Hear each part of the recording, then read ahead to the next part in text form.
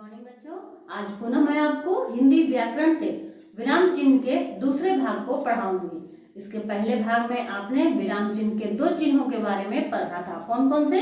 पूर्ण विराम और अल्प विराम। इन दो चिन्हों के बारे में आपने पढ़ा था।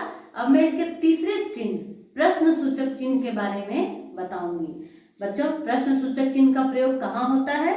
प्रश्न सूचक चिन्ह का प्रयोग प्रश्न पूछने के लिए वाक्य के अंत में किया जाता है। यानी जिस वाक्य से ये पता चलता है कि प्रश्न पूछा जा रहा है, वो वाक्य पूरा होने के बाद हम प्रश्न सूचक चिन्ह लगाते हैं। जैसे जिस वाक्य में क्या, कहाँ, किसे, कौन लगा रहता है तो हम समझते हैं कि ये प्रश्न सूचक वाक्य हैं। तो उसी तरह जब वो वाक्य पूरा होते हैं तो हम उसके बाद वाक्य पूरा होने के बाद प्रश्न सूचक चिन्ह लगाते हैं। जैसे तुम किस कक्षा में पढ़ते हो, यहाँ पे तुम किस कक्षा में, किस यानी प्रश्न पूछा जा रहा है, तो हम इस वाक्य के अंत में प्रश्न सूचक चिन्ह लगाएंगे। फिर तुम कहाँ जा रहे हो, फिर यहाँ पे भी कहाँ पूछा जा रहा है, कहाँ जा रहे हो, प्रश्न पूछा जा रहा है, तो इस वाक्य के अंत में भी हम प्रश्न सूचक चिन्ह लगाएंगे। फिर चौथा है उद्धरण चिन्ह। उद्धरण चिन्ह दो प्रकार के होते हैं। पहला एकहरा उद्धरण चिन्ह और दोहरा उद्धरण चिन्ह। एकहरा उद्धरण चिन्ह का क्या प्रयोग है? एकहरा उद्धरण चिन्ह में एक एक कॉमा दोनों तरफ से ऊपर की ओर से लगा होता है। तो इसका प्रयोग क्या है? इस चिन्ह का प्रयोग किसी वस्तु का नाम लिखने के लिए अथवा किसी शब्द व अक्षर को लिखने के लिए होता है। जैसे रामधारी सिंह दिनकर, यानी रामधारी सिंह दिनकर हिंदी के प्रमुख कवि थे।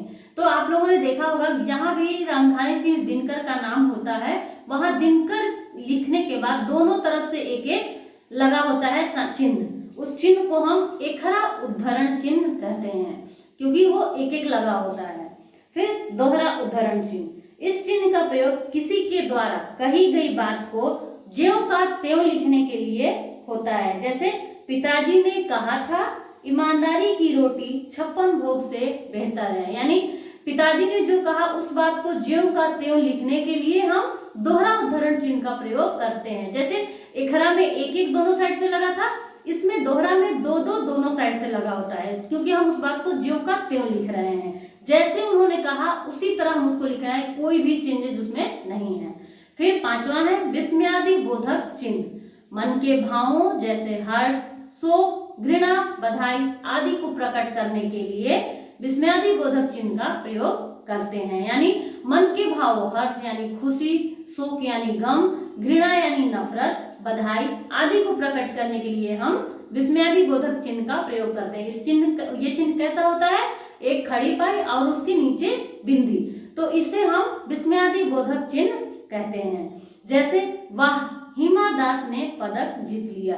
जैसे वाह, आहा, शाबाश, अरे वाह, ये सब जो चिन्ह होते हैं ये विस्मयादि बोधक चिन्ह होते हैं और इनको हम मन के भाव को प्रकट करने के लिए लगाते हैं। जैसे वाह, हिमा दास ने पदक जीत लिया, वाह के बाद हम विस्मयादि बोधक चिन्ह लगाते हैं। फिर छठा है योजक चिन्ह। योजक का अर्थ है जोड़ने वाला।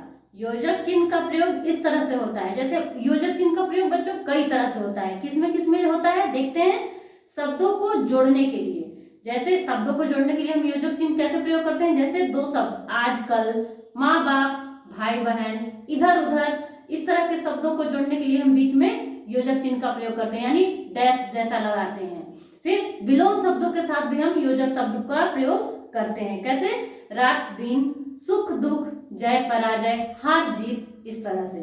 फिर समान शब्द आने पर, यानी एक जैसे जब शब्द आते हैं दो बार, तो वहां भी हम योजक शब्द का प्रयोग करते हैं, योजक चिन्ह का प्रयोग करते हैं। जैसे चलते चलते, देखते देखते, हंसते हंसते, रोते रोते, इस तरह से।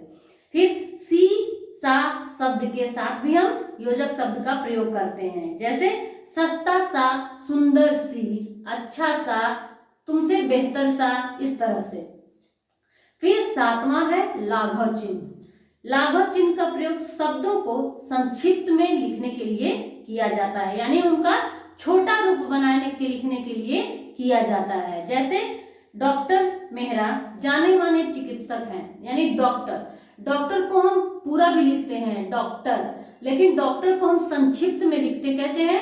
छोटा करके कैसे लिखते हैं? ड लिख के आ की मात्रा लगाएंगे, ऊपर चंद्र बिंदु और फिर बीच में गोला सा यानी उसको लाघव चिन्ह कहते हैं, वो चिन्ह लगाएंगे। तो हम उस ड पे आ की मात्रा यानी डा हो गया, ऊपर चंद्रमा हो गया, तो ड लिख के जब हम लाघव चिन्ह लगाते हैं तो उसको हम पूरा पढ़ते हैं डॉक्टर। इस तरह से प्रोफेसर और भी बहुत सारे ऐसे शब्द हैं जिसमें हम लाघव चिन्ह को लगाकर उसको संक्षिप्त में बनाते हैं और उसको पूरा ही पढ़ा जाता है। जैसे हमने डॉक्टर को पढ़ा, प्रोफेसर को पढ़ा। फिर इसके कुछ और मैं आपको पहले का बता दे रही हूँ, जो मैंने इस वीडियो में पहले आपको बताई थी।